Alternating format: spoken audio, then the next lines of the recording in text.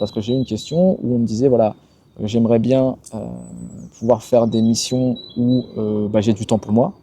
Donc travailler ponctuellement, 2, 3, 4 mois, et bon, pendant 1 ou 2 mois, ne pas travailler et profiter de cet argent pour voyager ou autre, me former, faire quelque chose d'autre.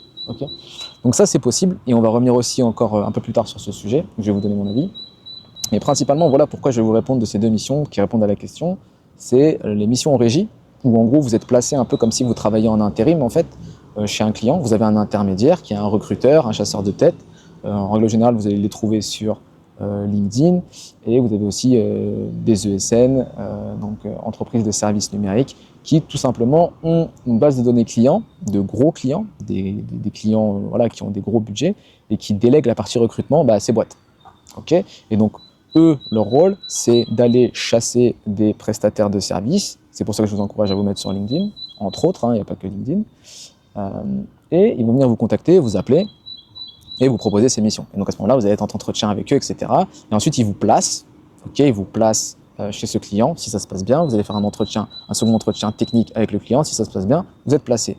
Donc à ce moment-là, ils prennent leur commission. Donc ça, c'est la mission en régie. C'est comme de l'intérim.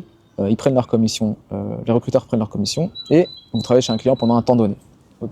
Ensuite, vous avez les missions au forfait, et les missions au forfait, c'est les missions où on va tout simplement, en tant que professionnel, en tant que freelance, vendre un produit ou un service à un client. Il va avoir un problème, et nous, on va lui vendre une solution en estimant le délai de livraison de cette solution et le prix.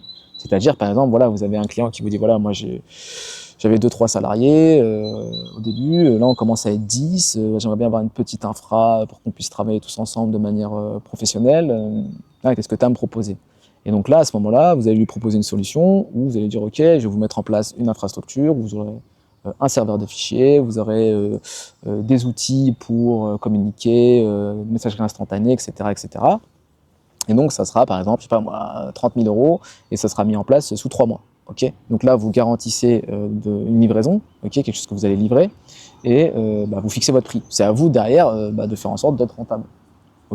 Donc ça, c'est les missions au forfait. Donc à ce moment-là, oui, vous avez le contrôle du timing.